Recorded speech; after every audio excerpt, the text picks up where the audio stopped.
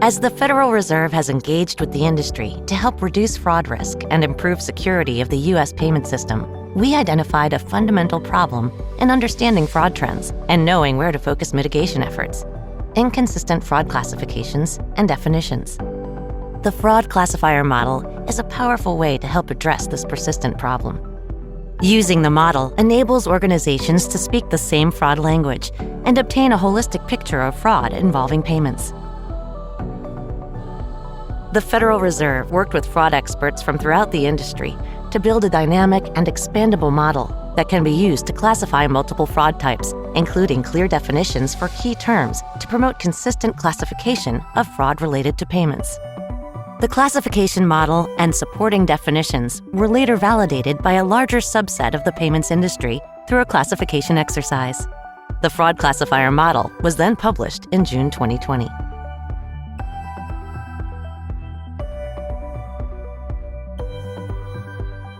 The fraud classifier model enables classification independent of payment type or channel and ensures a unique classification for each fraud event.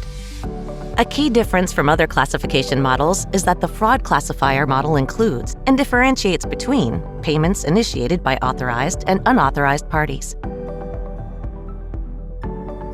The model's classifications provide information on what fraud occurred and how it was perpetrated.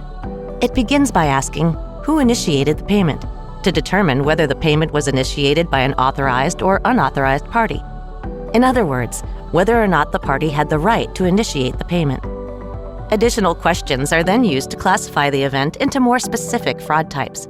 While the model includes 3 questions, organizations may choose to focus on only 1 or 2 questions due to limited available information. The model's flexibility allows a classification to be updated or changed as new details come to light.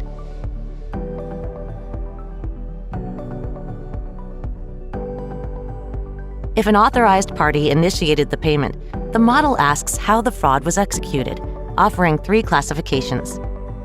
1. Authorized party was manipulated. 2. Authorized party acted fraudulently. And 3. Unauthorized party modified payment information.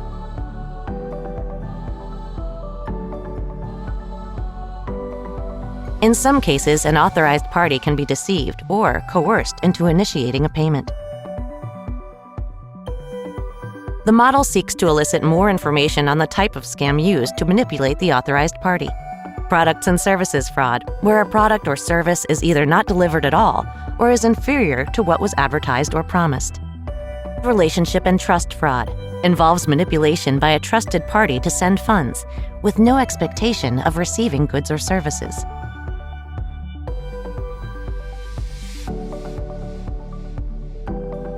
In other cases, a payment initiated by an authorized party is done so with the intention to deceive or defraud.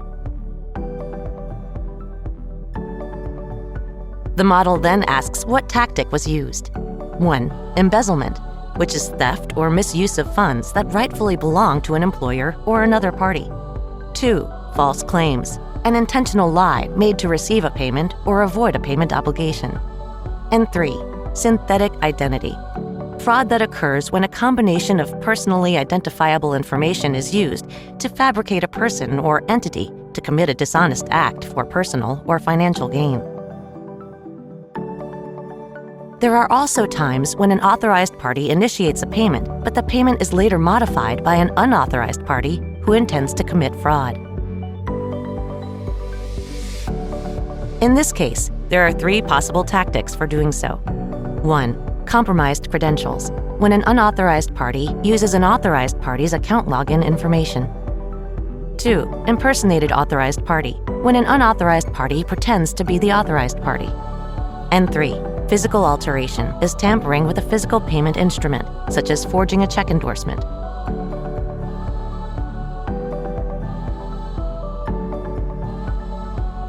Let's return to the first question, who initiated the payment, and follow the second path. If an unauthorized party did so, the model then asks how the fraud was executed, offering 2 classification choices. 1. The unauthorized party took over the account. And 2. The unauthorized party misused account information or the payment instrument. If an unauthorized party gains control of the account, including the ability to manage or change account information, this is considered taking over the account. The unauthorized party then initiates payments without the knowledge of the authorized party. The model then helps further classify the event based on the fraud tactics used. 1. Compromised credentials, and 2. Impersonated authorized party. Here, the unauthorized party does not take control of the account, but obtains either a payment instrument or enough account information to initiate the payment, also without the knowledge of the authorized party. The model offers 2 possible tactics or classifications for this scenario. 1. The unauthorized party initiated a digital payment using legitimate account information, such as an account number. And 2. The unauthorized party used physical forgery or a counterfeit instrument to initiate a payment.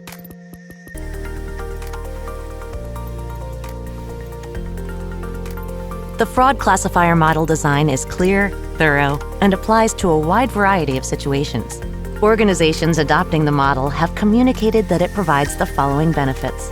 Shows a holistic picture of fraud involving payments by including both authorized and unauthorized party fraud. Enables fraud analysis across methods and payment type. Facilitates internal and service provider information sharing. Improves customer education on current fraud methods. Provides a common fraud language, and provides insights that strengthen fraud analysis. Adoption of the fraud classifier model can dramatically improve fraud fighting by helping the industry speak the same language about fraud.